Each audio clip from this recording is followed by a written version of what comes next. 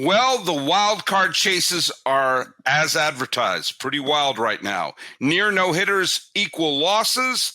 And let's face it, the Angels might have to think about trading their other generational talent. This is Locked On MLB.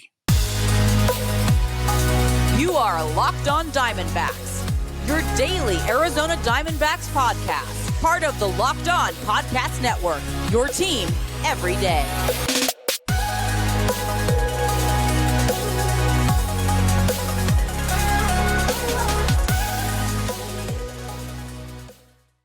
Hello, baseball fans, and welcome to Locked On MLB, part of the Locked On Podcast Network, where it's your team every day. This is the daily podcast. We talk about all of Major League Baseball. I am your host, Paul Francis Sullivan. Please call me Sully.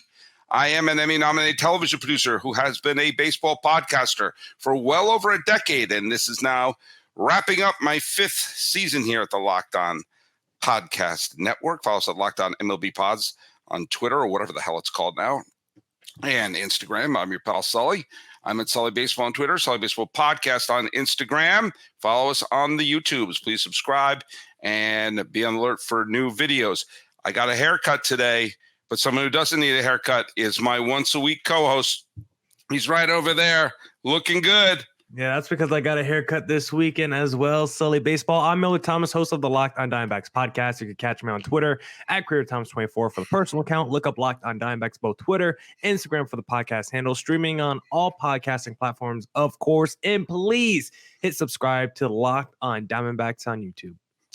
Before we get into some of the other stuff to talk about today, one quick note in terms of games going on and games happening. The Pittsburgh Pirates, thanks to a 2-run single by Ronald Acuna Jr., who I think just clinched the National League Most Valuable Player, although Mookie Betts and Freddie Freeman could go on a rampage. They beat the Pirates 5-2. So what, Sully?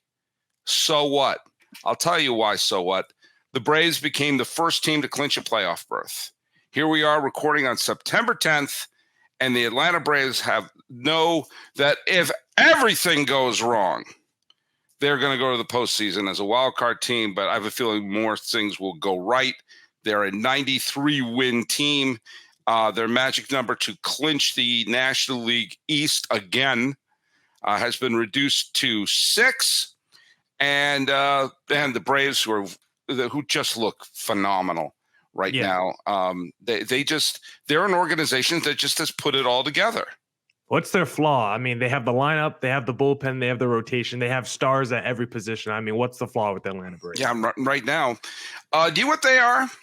What are they? They're the anti-Angels. Oh. They are the anti-Angels. Think about it. 2 teams with an A on their hat, with MVP candidates on their teams. One is able to go to the postseason year in and year out. No Freddie Freeman, no Dansby Swanson, no problem. Hey, we just lost Ronald Acuna for the season. Don't worry, we're going to win the World Series. The Braves are the model organization, building from the ground up, being able to sustain the loss of some superstars from their team. And year in and year out, their farm system produces enough players to either fill in all the gaps or be there to make the right trades, which brings us back to the Angels, which brings us back to Anaheim. Now, I can't sing more of that because I don't want to get us into any trouble at the Locked On Podcast Network for singing without any authorization. Copyright infringement, that's the word I'm looking for. As of this recording, the Angels are beating the Cleveland Guardians 2-1. Who knows what the end of that score is? And let's face it, who cares? That game in the Cleveland, any hope that they would have, they're not going to win it. I mean, they kind of blew their chance when they wet the bed when they went to Minnesota. But I'll tell you right now, do you know who's not playing in the Angels game right now? Who? Shohei Ohtani. Oh, no. Do you know who's also not playing there? Who else? Mike Trout. Oh, no. Yeah. Now, Ohtani is so checked out of the Angels right now, he didn't even show up for picture day. Okay. Did you see that? I have not. There was a picture of a guy kind of a tall, well-shaped dude, Caucasian, wearing a Shohei Ohtani shirt during the picture, standing like this. Clearly, so they could Photoshop Shohei Ohtani's face over the rest of them. You know you're checked out of the team when you can't even bother to show up for the photograph. I heard someone say he was hurt to be in the photograph. He has been out the last few days, and he's on to be in the photograph. You know, he's dealing with that elbow injury. I don't know if he can, put his arms behind his back to stand there for the photograph. Yeah, he's dealing with an arm injury, which is basically get me the heck out of Anaheim. Maybe he thought he had to take the photo. That's why he couldn't show it. Click. Yeah. I'm going to read a couple of a couple weeks ago. I had on John from Locked On Angels, and I basically said they blew it. The Angels blew it. They had a chance to trade Shohei Ohtani in a seller's market and to get something from him. Instead, they went for it. It failed horrifically. They had to dump all their players, which is probably was a smart thing to do. But they're going to get nothing for Shohei Ohtani. They'll get like a second or third round draft pick. And boy, oh boy, if you've been looking at how this team's been drafting and building up their farm system, do you really trust that they're going to draft the right player for this? They've had Shohei Ohtani and Mike Trout as teammates for 6 years and have 0 winning seasons in that stretch. 0. Well, Sully, I think back in the day when Mark Teixeira did leave the Angels, I think they got compensatory pick from that did turn into Mike Trout. So maybe this could be the start of the Angels rebuilding that whole organization. Yeah, well, when I did that episode, it got more than my normal share of listeners, and a lot of them are Angel fans who are not fans of your friend Sully. I'm going to read you a couple of things because I got a lot of angry messages on the YouTube, but I want to read a few of them, okay? Because we're going to get them mad again right now. But at the beginning of the year, I came on and I said, I'm not buying the Angels. I don't think they're going to have a winning season. And then the Halo brothers said, oh, you're just like part of the mainstream media. Now, I did make one terrible prediction. I said the A's were going to win more games. That turned out to be a bad prediction only because the A's were so much worse than I thought they were going to be, not because the Angels are any good. Now, listen, I'm just going to address a couple of these things. I'm about to make them hate me a little more. Mike Murray, 1506, at Mike Murray 1506 says, you keep harping about Ohtani and Trout. How is this different from the Mets with Max Scherlander and Verlander, who bought the talent and failed miserably? I like that name, Max Scherlander. That's a good one. And Angels have Ohtani want to keep him. Best chances to make a run is compete. This wasn't successful. They're fixated on the Angels and Ohtani's talent. Yeah, we're fixated on a talent we've never seen before. And this is slightly different than the Mets importing a veteran for a 1 or 2 year run. This was a person for your franchise to be built around. All right. Max Scherzer, Justin Verlander were never the long-term solutions. They're like, hey, we want to win right now. It didn't win. And do you know what they did? They traded him and got something back for him. Yeah, and they were coming off that 100-win season. So it wasn't like we were going to this season where it was like 8 years of Mets just misery, no postseason success. They were coming off a successful season and trying to build off of that. And they were all in going into this year at the very least, even though it didn't work out for them. Mike Lipke, 9404, says this view is hindsight is 2020. No, it's not. We had many of our players injured with weird injuries too. Only the Angels have had injuries. Oh, really? Yeah. He's talking like Shohei Ohtani is the problem. Not one human being on the planet Earth said Ohtani was the problem. Trading Ohtani would have what? Created more minor leaguers? Sure, that's better than no minor leaguers. Why isn't the media busting on the Mets, the Padres, and the Yankees? First of all, this made me laugh so hard because, as we know, everyone gave the Yankees a free pass, right? Oh, wait. It was all anyone was talking about for a couple of weeks. And, of course, everyone gives the Mets a free pass. Oh, wait. They never give the Mets a free pass. And the Padres. Here's the main difference.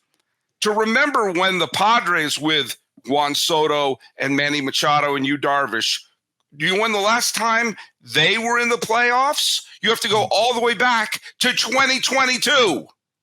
You know when the last time the Yankees and Aaron Judge were in the playoffs? You have to go all the way back to 2022. You know when the last time the Mets had a 100-win season or in the postseason? You have to go all the way back to 2022. Or 8 years after the last time the Angels appeared in the postseason. Maybe that's why Mike Lipke 9404. It's not just trading Ohtani. Blah, blah, blah. I blame stats. Yes, of course. Stats. Many owners, there's one person says, one person says, I don't like this Sully. He sounds weird. Trading Ohtani doesn't make the team any better. Would you trade a player who gives you wins as a pitcher and a hitter? No, you don't, except for the fact that he's gone. That one was from Bill Onsoon 901. He's gone. And obviously it's not a best case scenario, but the best case scenario is on a boat that is long since sailed. And so at some point you have to say, we need some team scenario. We need something. And then you saw when the Mets saw that it wasn't working out with Verlander and Scherzer, they traded him. They got back a couple of decent minor leaguers from him. And I believe in what was a seller's market, the Angels could have gotten at least one blue chip prospect, which is more than they're going to get. And now we are going to be facing, after we talk a little bit from Game Time, we're going to have to be facing the fact that we have to seriously think about if it's time to trade Trout. Yeah, and that's really the question of this segment. Should the Angels trade Trout? Real quick for the Angels fans out there, I just want you to know, Millie's been in your corner this whole time. I was pro the Angels. How dare you? And guess what? I don't know if Ohtani's leaving. I do think the injury. Oh, come on. I think the injury could have changed things with his future. No. Yes, I don't know. Maybe you can go back and rehab with the Angels and then hit free agency again. I don't know. I'm not convinced, Angels fans. I'll be on record. I don't know if Ohtani's leaving. He may come back on a short-term deal and then hit free agency in a couple of years and then go get that massive bag. I don't know if he wants to do it post-torn UCL. So just hold out, Angels fans. We might are you suddenly an Angel fan? We might Rock on Diamondbacks. We might bring Ohtani back so he can sign with the Desert Dogs in a couple more years. God. But let's answer the question, Sully Baseball. Whether Ohtani leaves or not in free agency, that doesn't change the question of should the Angels still trade a Mike Trout once, we get to the offseason or whatever. Because like you said, it's been basically a decade since they've been to the postseason. Mike Trout has he ever won a postseason game? He has one clear postseason hit. Like there's no postseason success for Mike Trout in LA. They've never been able to build a contender around him. So it's like at this point, with what we've seen, the Angels, all their organizational failures over the past, decade, is it time for the Angels finally to move on from Mike Trout and see what they could get? Do you want me to give the answer now or after the break? Should we tease this? Yeah, let's do Ryan Seacrest. Okay. All right, folks. Hey, it's that time of year that if you're a football fan, things are looking great. If you're a baseball fan, things are looking super exciting. If you're a basketball or hockey fan, wait your turn. It's coming up in a couple of months. But I'm going to a game in Oakland this week, and I'm going to try to go to my first ever Rams game. And if the Dodgers are going deep in the playoffs, I think I may have a connection if they get to the NLCS. And the name of that connection is Game Time. Buying tickets to your favorite event shouldn't be stressful. The game should be stressful. Game Time is the fast and easy way to buy tickets for all the sports, music, and comedy and theater near you. With killer deals on last-minute tickets and their best price guarantee, you could stop stressing over the tickets and start getting hyped for the fun that you're going to have. You get flash deals, last-minute tickets, and that's what I'm banking on for the NLCS when it inevitably is the Braves versus the Dodgers. Watch it be the Marlins versus the Brewers. You get easy to find and buy tickets for every kind of event in your area. You get images of your seat views and the lowest price guarantee, event cancellation protection, job loss protection. All of it is right there. Forget planning months in advance. Game Time has tickets going on for games right now. The Game Time guarantee means you'll always get the best price if you find tickets in the same section and row for less. Game Time will credit you 110% of the difference if another place has a better deal and a better seat. So the tickets are sent directly to your phone. You don't have to dig through your email. So snag the tickets without the stress with Game Time. Download the Game Time app, create an account, and use code LOCKEDONMLB for $20 off your first purchase. Terms apply. Again, create an account, redeem the code LOCKEDONMLB for $20 off. You like 20? Download Game Time today. Last minute tickets, lowest price, guarantee. Sing that song again. Game Time. Let's see it.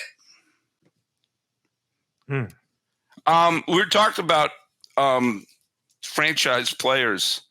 You just told me before we did my glorious Game Time ad read that Jason Dominguez is going to have Tommy John surgery. Potentially, yeah. And he could miss most of the season, they said, next year. Oh, my God. I mean, look, I cannot sit here and pretend to be a Yankee fan by any stretch of the imagination. But there's one thing I never want to see.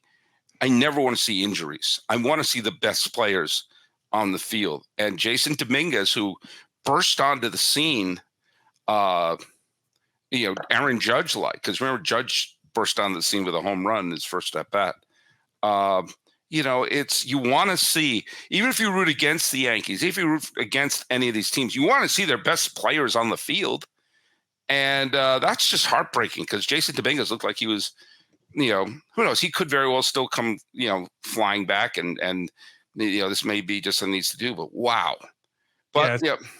Especially for the Yankees who are going through the season where it's like, this is the time. Like the Yankees at any point in the last 30 years have never had a September where it's like, you know what, let's actually call up our young guys and actually play these dudes to see who could be the pillars of our next foundation, right? And this would have been the perfect opportunity to see your top prospects. They've been calling them up. Austin Wells, you got your Volpes out there. And Dominguez could be another guy just getting that early opportunity on the MLB level. Now he's going to potentially miss most of next season. It's really sad. I'm going to give you my answer on the Mike Trout question. Oh, yeah. I say no. Oh. I say no for this reason. He signed a contract that is going to have him playing for the Angels until the heat death of the universe. It's a long-term. He has a very long-term deal, and that's a deal that is basically his contract status has him signed through 2030. Mm-hmm. Okay. Yeah, he's there for a long time. And he's like a nice paid player annually too. Yeah.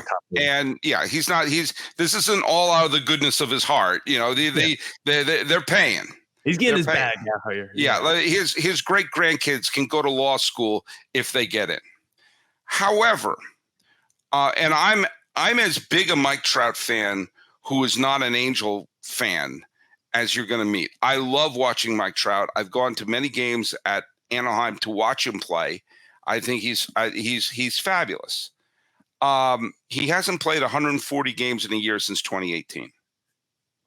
He played 134 games in 2019, throw COVID out the window. He played 36 games in 2021. He played 119 games last year. He's played 82 games this year. And when he's on the field, he's still a breathtaking talent. However, he is shown, and someone will try to convince me that I'm not correct in saying this. He's injury prone now. Yeah, the last few years for sure. I think he's only played like 120 games at most in like one season last year. Right. And again, his value is you will get, I think you could have got a quality young building block for Ohtani, especially because it was a seller's market. I don't think you would have gotten a haul. This wouldn't be like the Herschel Walker trade, but it would have been at least something, a building block back for Ohtani. I don't think you would get that for Trout now. I honestly don't, because he is, and again, this is not besmirching his talent, but he's on the wrong side of 30. He has trouble staying on the field. You're going to have to really have a long thought process of, is he going to become a DH? Should he be the DH? Mm-hmm. Should he take grounders at first? Should he move to left field? But I think playing one of the most physically demanding jobs as center field. Look as a center fielder, he was for a little over a decade the best center fielder in baseball. He was the best offensive player in baseball as well, but he was also the best center fielder in baseball. But even Mickey Mantle moved away from, even Joe DiMaggio played first base eventually. At some point when your body keeps breaking down, you need to have that bat in the lineup. I think if you thought the Angels weren't going to get a lot for Ohtani, I think they would be getting pennies on the dollars for Trout, because they'd also have to pay a chunk of his contract. He's there. It's just basically they have 7 years to develop a team. They had 6 years to try to develop one around Trout and Ohtani, and they failed. And maybe, just maybe, this failure will force them to take everybody who's currently in the front office of the Angels and fire them. I hope. And go through every other. We had mentioned the Braves earlier. Go up and down their scouting department, their farm director, who's doing the conditioning in their minor leagues, and everyone who's the second banana at every one of those stops. Hire them all and say, here's your shot. And because whoever's in charge now, they couldn't put a winning team around Mike Trout and Shohei Ohtani. No, we've seen that for a long time, them not being able to put the winning team around them. And for similar reasons to you, I agree the Angels shouldn't trade a Mike Trout away. It's not really having to do with his contract or age, but mostly because of just how the baseball market works when you trade star players. Because you can be a Mookie Betts in your prime, coming off an MVP World Series type season, and get traded for pennies on dollar. We saw it with the Nolan Arenados, the Paul Goldschmidts of the world. Like, you can be on the right side of 30, not even get the big contract yet, just be waiting in line to get the big contract and still be traded for pennies on dollar. At least in basketball, football, you trade a star quarterback, you trade a star player, you're getting every asset back that you want from the other team. That just doesn't happen in baseball. The gamble is just too big of a risk. So I think if I'm the Angels organization, it's just a lot smarter for me to keep a generational talent. Yes, he might be injury prone, like you said, but it's just, I think, a way smarter bet. If I'm really trying to build a playoff team or any kind of contender, it's easier to do that with a Mike Trout than just trading him for a bunch of roll of the dice. But if I am Mike Trout, because in the report, the Angels did say if Mike Trout requested a trade, we will be open to moving him. And I think it's time. If I'm the Angels, I'm not moving Mike Trout. But if I'm Mike Trout, I am approaching the Angels about a trade. Yes, you might love LA, but you've been there for over 10 plus years. They've been nothing but dysfunctional throughout your whole time there. You've had another superstar teammate in the Shohei Ohtani's, and it still has meant nothing for you. If I'm Mike Trout, I think it's time to finally move out of Anaheim. You've done the whole, I'm the hometown kid. I took the long-term deal to stay with the franchise that groomed me and developed me. But guess what? The franchise hasn't rewarded you back. And maybe it's time to move to a team like them Desert Dogs down in Arizona. Okay, well, I had to do that. I'm sorry. That was probably too much. All right, yeah, that's not going to happen. Imagine Carroll and Trout. I mean, Carroll is the first rookie to have like 30 home runs and 50 stolen bases since a Mike Trout. So having those two together would just be dynamic, right? Where do you know who I think will trade for him? Who? I was going to say the Dodgers. I think the Cubs. I think that. I think the Cubs. I think the Cubs would say it's worth a couple of prospects. And how beloved would he be in Chicago? Yeah, I think it would fit what they're doing right now with the direction with Dansby Swanson. You bring back a Cody Bellinger. You lock in the Steels and the Stromans and trade for Trout. I could see that. I could see that core all of a sudden starting to work, and then all of a sudden the Cubs being a year or two away from being a true contender out there. I still don't think he's going to trade him. I still don't think they're going to trade him. I think they're going to appeal to him and say, look, we will put a winner on the field. You will win a ring in Anaheim, and you. It's a demand a trade. Yeah, I don't think he will. I don't think he will. Have some backbone. No, I don't think he will. Sam did to Jock Peterson. Sorry, come on. All right. By the way, let's answer the trivia question. The other day, it was the anniversary of Mark McGwire breaking the single-season home run record. It was also the anniversary of Babe Ruth breaking the single-season home run record in 1919. I asked, what was the number of home runs that Babe Ruth hit that set the new single season home run record in 1919. A bunch even got this right. I can't. Jay, what do you think it is? I feel like, because I've looked at Babe Ruth stats before, and no one was hitting home runs back in the day for Babe Ruth. So I'm gonna go with like 37 or something. Like I think it's Lit Lee 35-36. If I'm pronouncing this wrong, said in 1919, Babe Ruth hit his 26th home run. Okay. Off of Jack Quinn, breaking Buck Freeman's mark of 25 that was set in 1899, and he would finish the year with 29 home runs. The next year, Babe Ruth hit 54, which broke his own record. Very good job there. Good job. Oh, now I know it's time for me to step up and talk to our little listeners, because at the time of us recording this podcast, we like to record a day before. So it's Sunday right now. That means it's the start of the football season, and there's no app that I like to use more during the football season than my good old trusty Sleeper app, because you can do everything for both football and baseball on here, because with the MLB playoffs underway, you can make some baseball picks and win some money. They're doing up to 100 times payout on Sleeper. Pick a couple of players like Acuna, Betts, and Ohtani. They hit a home run. If they get a hit, you can win some big time money. And Sleeper is also great for fantasy football. Sully Baseball has the app pulled up right now. I got my Dynasty League on Sleeper. It archives all my players from year to year. You do your rookie draft on there as well. Sleeper, just a one-stop shop for fantasy sports, baseball, football, for making money. That's what I use Sleeper for. So please download the Sleeper app, use promo code Locked On, and you can get up to $100 match on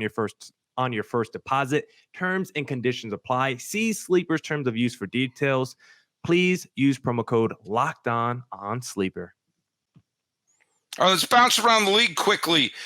Two very weird games. Ranger Suarez took a no-hitter into the 7th inning, and then the Marlins rallied to wind up tying the game, and De La Cruz hit a home run, and eventually Miami won that game 5-4. To show the world that was only the second craziest game that was taken to be a no-hitter deep into the game, Corbin Burns threw 8 no-hit innings. And then was lifted in the 9th, and Williams threw a no-hit inning. And then the no-hitter went into the 11th inning. Brewers took the lead. Yankees tied it up. In the 12th inning, Brewers scored 2 runs. Stanton hit a 2-run home run. And then it went into the bottom of the 13th inning, and the Yankees, on only their 3rd hit in 13 innings, wound up winning the game 4-3 on a Kyle Higashioka hit. The Yankees avoided getting swept in a game where they were no hit into the 11th inning. The Yankees are still probably not going to make the postseason, but this was not a small loss for the Brewers. I didn't mind them pulling Burns out because it was still no score. You have an all-star closer, and they had to win that game because, sadly for you, the Diamondbacks could not complete the sweep of the Cubs. In what was a pretty exciting series. The Diamondbacks won 2 games in that series. 3 games. I'm sorry. They were going for the they're going for the 4-game sweep. That's right. They won on Thursday. Dominated. But yeah, anytime you go to anyone's home and you take the first 3 games, that's positive. And as of this recording, however, with the Diamondbacks loss and with Miami's unlikely win, the Marlins have crawled back to within half a game of that last wild card spot. The Reds' victory has pulled them within a game and a half. The Giants' victory pulled them within 2 games. But more importantly, the loss of the Brewers, a game where they had a no-hitter in the 11th, and the Cubs' victory has pulled the Cubs to within 3 games of first place in the National League Central. It's still a big hill to climb. It's 4 games back in the loss column. So that's a very big hill for the Cubs to climb, but it makes life a little more interesting. The Rangers came back, and thankfully for them, they actually won the series against the A's. It looked like for a second the A's were going to win that series. The Rangers won the Mariners have picked the wrong time to go on a 3-game losing streak, which has pulled the Rangers back to within half a game, tied in the loss column for that final playoff spot. Toronto's been on a 3-game winning streak, so they're securing. They've gone from a week and a half ago being on the outside looking in to now they're the second wild card spot. And it would mean that I don't know if that's necessarily a good thing because they would have to play Tampa instead of Minnesota, but I digress. The Red Sox held their own in the game against the Baltimore Orioles. The Rays doubled up the Mariners 6-3. Harold Ramirez got the big hit in that. That was a day after a walk-off home run by Yandy Diaz. And the Dodgers showed their mettle, and they won again against the Washington Nationals. And that, I think, the Astros, by the way, the Astros are dusted themselves off after a couple of weeks ago when they didn't look. They were like, oh my God, are they going to potentially give up their spot in the playoff race after manhandling the Rangers in that series? They won again this time. Final score was 12-2, as my mom would say, a lot to not enough. And the Houston Astros have all but clinched the second best record in the American League. So there you go. That's a look around the league. Wow. I just want to say beautiful series by the D-backs. We got a Gallen complete game shutout. Kelly, a lot of walks in his game 3 start, but still fantastic over 6 innings. And what's really fun about that series, because the Cubs and D-backs are about to play each other again, they take a quick break as the D-backs play the Mets, and then they have another 3-game series against the Cubs. And you just detailed how the Cubs are within striking distance of taking that NL Central. But the D-backs if the D-backs play the Chicago Cubs like they just played and potentially sweep them, there's a world where the Cubs don't even make the postseason. Yes. That wild card race, the team that scares me the most, we have to talk about this team a little bit more, but the Miami Marlins might have had the best trade deadline of any of these teams because Jake Berger and Josh Bell were 2 super underrated pickups. Bell is batting with a 800-plus OPS, almost double-digit home runs post-deadline, and Berger's another 800-plus OPS, 6 home run guy post-deadline. So those 2 dudes have been instrumental in this offense for the Marlins. Calling up Yuri Perez has been amazing. Their GM has just been pushing all the right buttons, and the Marlins are probably the team that scares me even more than the Chicago Cubs in this NL wildcard race. Before we get to today's trivia question, this week there is a Red Sox-Yankees series going on, and you could make the argument that might be the least interesting series happening at the beginning of this week. Because they're both, they're not playing for anything. The Red Sox are playing to get to finish above 500. So they have 10, if they win 10 more games, they'll finish the season with a winning record. But there are a bunch of other games, including your D-backs against the Mets, but there's a couple of games coming up this week between playoff contenders, Texas and Toronto. That has a lot of implications, especially for tiebreaker situations. The aforementioned Marlins with Luzardo going up against Woodruff, who was great his last game for the Milwaukee Brewers. You have also the Phillies and the Braves. Now, the Braves have clinched. The Phillies are hanging on for dear life, and they're playing a makeup game from a canceled game from either June or July. So they're going to be playing a doubleheader. So the Phillies, who are trying to secure that wild card berth, are going to be going against a Braves team who has every right to rest their players for the rest of the season. The Phillies, remember, the defending National League champions, are making a run at it. So it's been a great weekend of baseball. And should be an exciting look. We are now in the stretch run. This is the final couple of weeks of the season. And, the difference between being a playoff team or playing golf is going to be a game here or a game there. So it should be a lot of fun. Yeah, quick shout out to me. 3 fantasy baseball leagues in the semifinals in all 3 of them. I'm just a stud. Just quick shout out to me. Well, there you go. I've just shouted out to you. Okay. Yeah. We have talked about the Angels and their postseason futility. The trivia question is the Angels. Well, it's been a while since they've won even a single postseason game.